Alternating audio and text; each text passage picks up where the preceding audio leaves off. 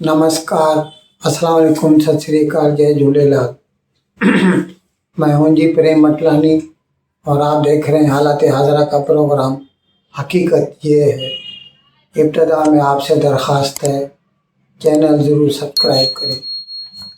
दोस्तों, कल भारत सरकार ने भारत के एक मशहूर शायर हैं गुलजार, उनको भारत का सबसे सर्वोत्तम, सबसे हाईएस्ट जो अदबी अवार्ड है, उसे ज्ञानपीठ कहा जाता है, वो देने का ऐलान किया।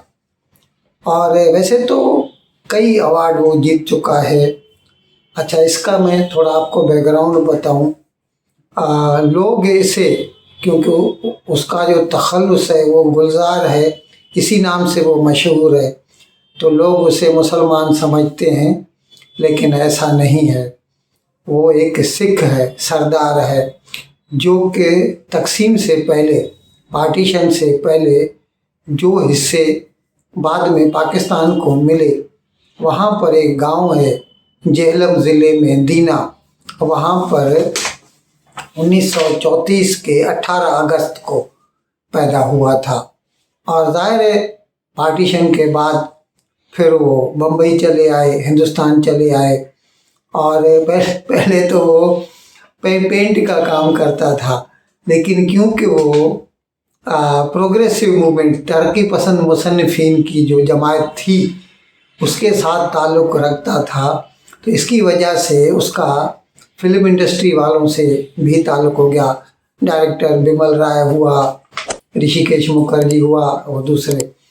तो फिर उसने शायरी करना शुरू की। अच्छा, मैं आपको ये बताता चलूँ कि पार्टीशन से पहले जब पंजाब पूरा एक हुआ करता था, पार्टीशन के बाद तो आधा हिंदुस्तान को दिया गया, आधा पाकिस्तान को दिया गया, तो पार्टीशन से पहले पूरे पंजाब की ऑफिशियल लैंग्वेज जो थी वो उर्दू थी।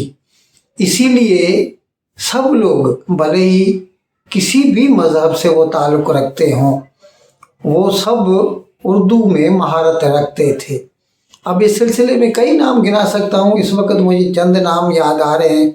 आपने राजेंद्र सिंह बेदी का नाम सुना होगा, सिख था वो भी। कृष्ण चंद्र का नाम सुना होगा, गोपी चंद नारंग का नाम सुना होगा। ये सब पंजाबी थे, लेकिन उर्दू में महारत रखते थे। और हर कोई अफसानों में मशहूर था, कोई शायरी में मशहूर था। तो ये गुलजार भी, बावजूद इसके कि वो सिख है, उसको उर्दू का बहुत इल्म है। और ये जो इसे ज्ञानपीठ का अवार्ड दिया गया है, ये भी इसे उर्दू के लिए दिया गया है। हाँ, तो मैं अर्ज़ कर रहा था कि ये जो फिल्म इंडस्ट्री से जब इसने ताल्लुक़ कायम किया, तो पहले तो इसने शायरी शुरू की, फिर आगे चल के ये कहानियाँ भी लिखने लगा, डायलॉग भी लिखने लगा, और कई फिल्मों की तो इसने डायरेक्शन भी की है। और इस सिलसिले में चंद नाम जो मुझे अभी याद आ रहे हैं, लिख के भी रखे हैं मैंने। वो है मेरे अपने,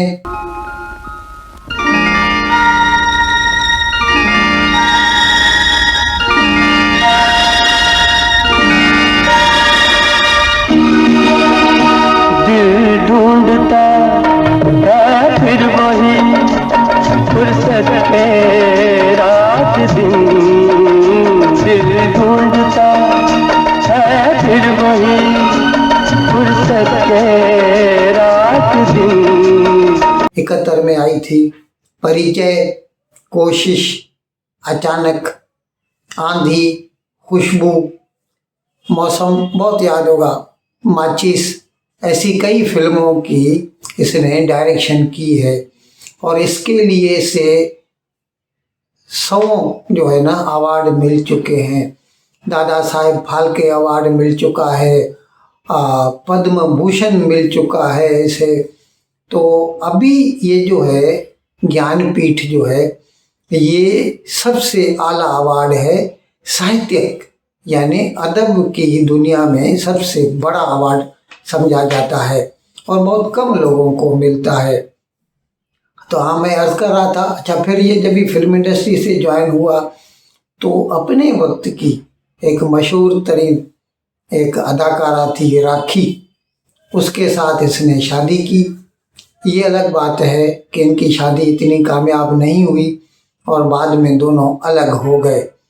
और उसमें से इसे एक बेटी भी है जिसे बचपन में बोस्की कहा जाता था और बाद में उसका सही नाम तो मेघना है। आजकल वो अपने आप को मेघना गुलजार के नाम से कहलवाती है। बड़ी हो चुकी है, वो खुद एक अच्छी डायरेक्टर है और उसने कई फिल्में बनाई हैं। उसने भी तलवार आपने सुनी होगी, ऐसी अभी मेरे को याद नहीं आ रहा क्योंकि आज का प्रोग्राम तो गुलजार के ऊपर है। तो मैं अर्ज कर रहा था कि ये उर्दू में बड़ी अच्छी महारत रखता है, इसीलिए इसे भारत सरकार ने जो है इसकी उर्दू अदब में खिदमात को मद्देनज़र रखते हुए उसे ज्ञानपीठ का अवार्ड दिया गया। एक छोटी सी बात है जो हो सकता है उसका आपसे इतना ताल्लुक न भी हो, लेकिन मैं बताना ज़रूर समझता हूँ कि 2003 में जब भारत में एनडीए की सरकार थी, बीजेपी वालों की, और अटल बिहारी वाजपेयी भारत का वजीर आज़म हुआ करता था, उस साल सितंबर के महीने में न्यूयॉर्क में हिंदुस्तानी ज़ुबानों की एक कन्वेंशन मुनक्किद की गई थी। मेरे ख्याल में सितंबर का महीना था, तारीख मुझे याद नहीं आ रही। उसमें गुलजार ने, गोपीचंद नारंग ने, बशीर बद्र ने, ऐसे कई शोरा थे जिन्होंने उर्दू को रिप्रेजेंट किया था और सिंधी को रिप्रेजेंट किया था मेरे छोटे भाई डॉक्टर बलदेव मटरानी ने। उसकी तस्वीर भी है, आप थंबनेल पे देख सकते हैं। इन अल्फाज के साथ मैं आज का प्रोग्राम ख़त्म करने की आपसे इजाज़त चाहता हूँ, लेकिन विदाई लेने से पहले एक मरतबा फिर आपसे मेरी दरख्वास्त है कि जिस किसी साहब या साहिबा ने अब तक हमारे इस चैनल को सब्सक्राइब नहीं किया, हज़राए करम इसको जल्द से जल्द सब्सक्राइब करें, प्रोग्राम को लाइक करें, शेयर करें और एक घंटी का बटन दबाना न भूलें। बहुत बहुत शुक्रिया। खुदा हाफिज़।